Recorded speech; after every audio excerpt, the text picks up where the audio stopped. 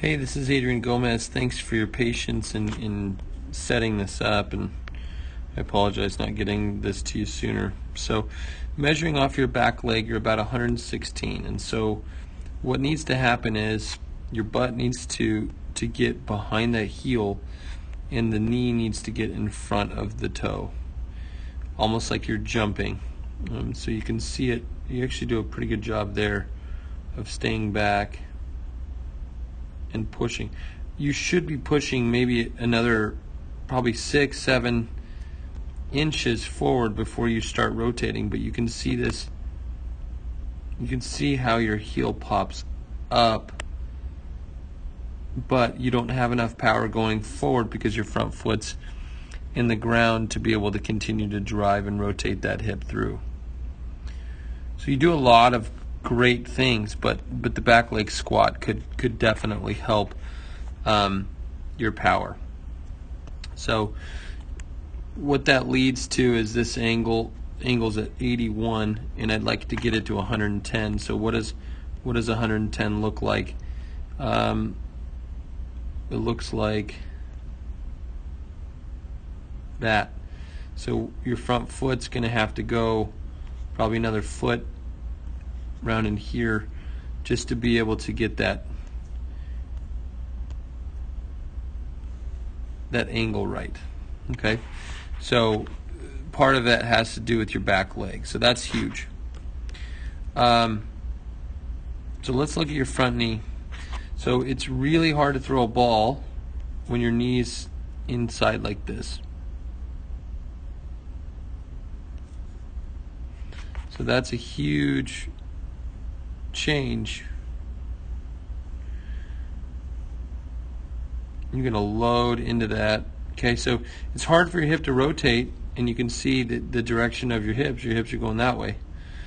So it's hard to go forward towards your target when you're cutting yourself off with your front leg. So that front leg's internally rotated, and that's something that you've got to improve. Which leads us into this next angle off of that front knee is 136, which is pretty good. It's not bad. I'll take that all day. So, but it needs to be able to get to this position faster. I mean, that should be the first position it's in once you plant. So that's the front leg. Okay, which leads us into the release. So you're what we call an A posture, which means your arm's going to come off of this posture around it. Okay. So let's look back here. Do a pretty good job of staying there. Not a big, huge head movement, which is good. So just remember that you're in A posture, so if that front knee is internally rotated, you can't get to the A posture, and that's what pushes you this way. You should be ideally going forward and then ending this side with enough energy to get across your body. So that's a huge problem. Just directionally try to get to this side. And if you're not getting to that side, well, it's going to be harder for you to rotate. Let's look at release point. So right now, you're over that front foot. Okay, so right here, just outside of that front foot, which is not bad. I would say it's marginal. I'd like you to get a little bit further, but it's not bad. It's not bad. So you could throw a little bit further, pushing, but that front knee has a lot to do with it. Okay. You fix one thing, a lot of other things are fixed at the same time. Okay. So, all right. So let's get into stacking. So lower body stacking. Now, you need to keep this head over that back foot. And when you can keep it over that back foot for a longer period of time, that allows you to push with this back leg for a longer period of time, giving you further distance with that front leg, giving you a better angle, giving you more extension and more release point out here. So there's a lot of things that happen when you stay back. So the front upper body needs to stay back for a longer period of time, and you need to do a better job of squatting into that back leg.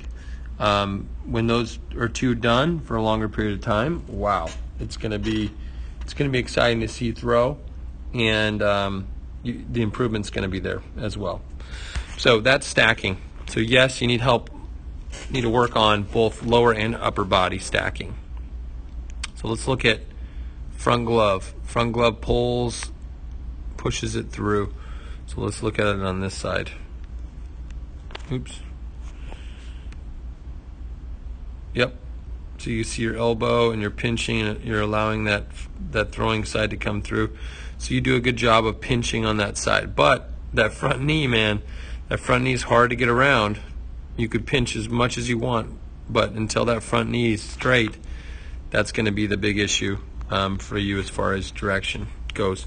So front glove looks pretty good. I'm not bad about that.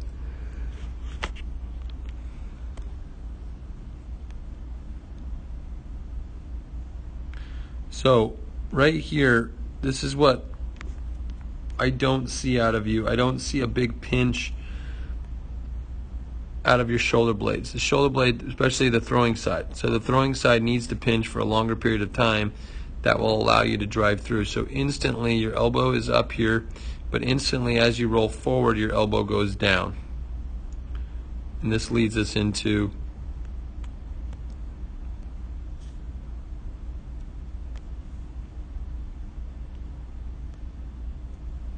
a low elbow.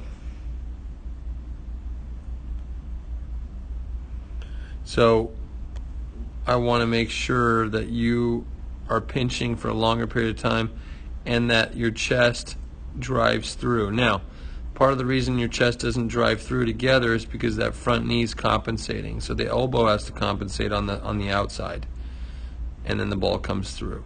So that the knee is going to affect a lot of things, but you have a low elbow, which is, you know, something that you can improve on. It's going to help your arm action. All right. So from here, we can get, hey, how are you? So from here, we can get our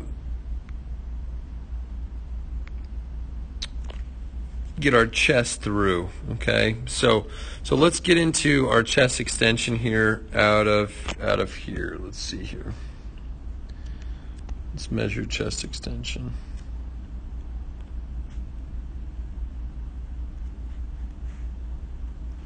About 33 degrees. So this is something that you could improve on quite a bit. If you can get into the upper 40s, your release point is going to get even further, and that's what's going to help you throw the ball.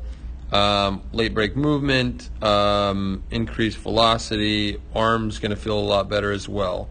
So that chest extension, you know, it's only about 4 or 5 inches forward with your chest, and when you do that, your ability to throw with your body is going to go up. Okay, so that's pretty good. Good chest extension. Okay, so let's look at arm fly out here. So you have a low elbow, so that's going to help. That's going to really it's going to be hard for your hand to get on top. And right now you can see it's on the side. And when it's on the side, it's harder to get through. You're not gonna push through with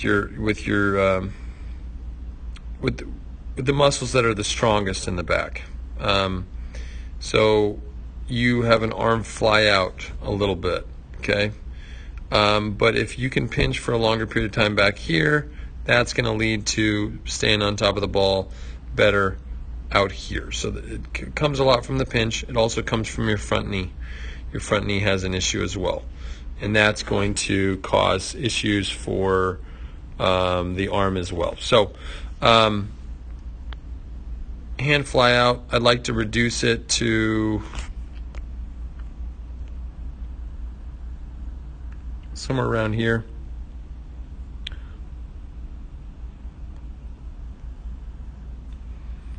about 34 degrees. If you could do that, the hand's going to go through it faster, but the front knee's got to be fixed in order for that to happen. So thanks for tuning in. I appreciate it. Talk to you soon.